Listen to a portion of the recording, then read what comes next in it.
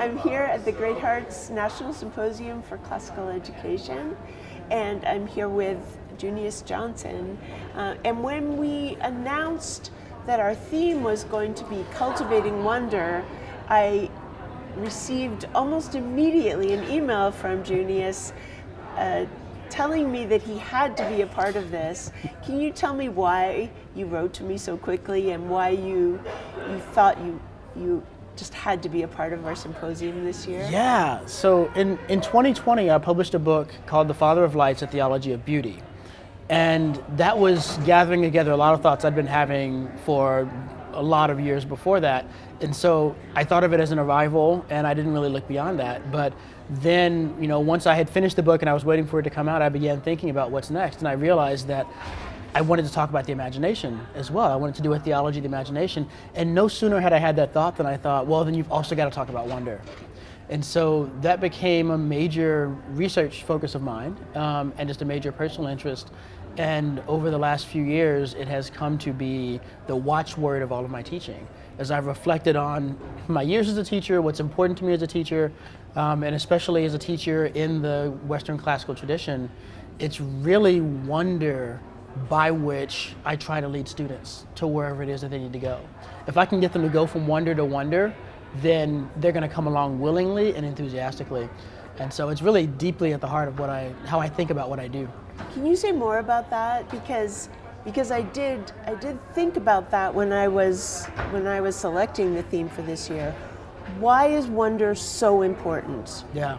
Why is it so important to bring about wonder in our students and as a starting point for their education? Yeah, because wonder is a certain, it's a way of being grabbed by something outside of ourselves. And what's interesting about wonder is that it's not entirely under our control. In fact, it's generally not under our control. I can't cause myself to wonder out of the blue. What I can do is I can develop in myself a kind of active receptivity that is susceptible to wonder. And the more I make myself the kind of person who is easily grabbed by wonder, the more readily I'm going to be grabbed. We live in a world of wonders. Every single thing in the world is a wonder. Existence is a wonder, right? And so if what we're trying to do in education is create students, human beings, who are well adapted and well proportioned to their world and are thoughtful about how they take their place in that world, wonder is really the bridge that's going to help them to see the world on its own terms, not as something, not for what they can do with it, not for what it might mean to them, but for what it itself is and how they might come into a position of service in relation to it. Can you maybe just tell us, describe for us some of the texts, just a couple of the texts that you like to use to introduce wonder and to sort of provoke and incite wonder in your students? Yeah, so there's a range of things. One thing that I'm very passionate about doing is meeting students where they are. And where they are typically is not lovers of really, really old texts. That's something we have to help them develop, and that's okay. That's fine. So I use a lot of fantasy literature. I use things like Tolkien's The Hobbit, or use things like Michael Ende's The Neverending Story to connect to an inherent love of adventure and the fantastical that's proper to childhood. Yeah. And then ask them to read those stories very carefully in the same way that I hope they'll read the Odyssey later on. Right. And make a bridge to close reading that way. But also within the tradition, I love things like, unfortunately, Ovid's Metamorphoses is not really age appropriate for younger students. But I do love things like even a classic text like the Odyssey, it's lasted for this long because all of our journey is a journey.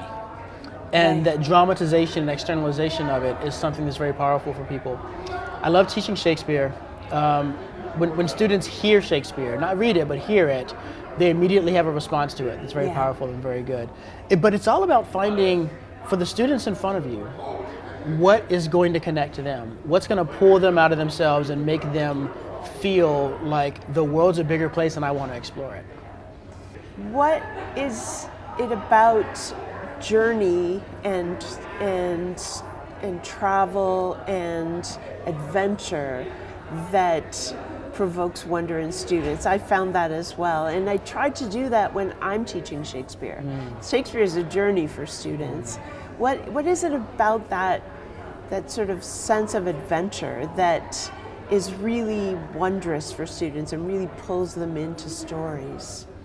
I think we humans are made for something bigger than just the everyday concerns of keeping a life going. And I think that's true. We ask questions about the transcendent because we are capable of thinking about the transcendent. And once you have that capacity, it becomes natural to want to pursue that. Adventure is all about going beyond what can normally happen to you. Yeah. And exploring what could actually happen. What are the boundaries of the world? And I think that's a question that I certainly remember. I'll speak for myself. I remember as a child, that was an urgent question. What are the boundaries of the world? Is this the kind of world where I might encounter dragons and unicorns or not? Yeah. Because if it isn't, that doesn't mean necessarily that I'm out, that I can't interact with this world, but it certainly changes the way I'm going to interact with it. And so I think that notion of journey taps into that part of us that naturally wants to ask the world, what more can I be? What more do you have for me? Yeah. What do you think, what do you hope to talk to participants and attendees at Symposium about today? I know you have a couple of sessions. Yeah, we're going to have a coming up. session I'm very excited about on, it's called Feasting in the Land of Fairy. And Which is the name of your book. yes, and I want to help them to think about this image or trope of fairyland as a really rich and apt metaphor for the longing of the human heart. And to say that this is something that we don't need to be ashamed of, it's something we need to pursue. It's very dangerous for us. There's no hiding that. Yeah. But nevertheless, we need to pursue it because that's really our heart's home, is the place of imagination, the place of dreams, and that sort of a thing. I'm also going to talk about music. I'm a musician, I'm a professional French horn player, and for me, this journey of erudition through the great books has always been accompanied by music as a means of expressing thoughts, as a means of interpreting thoughts and interpreting the world.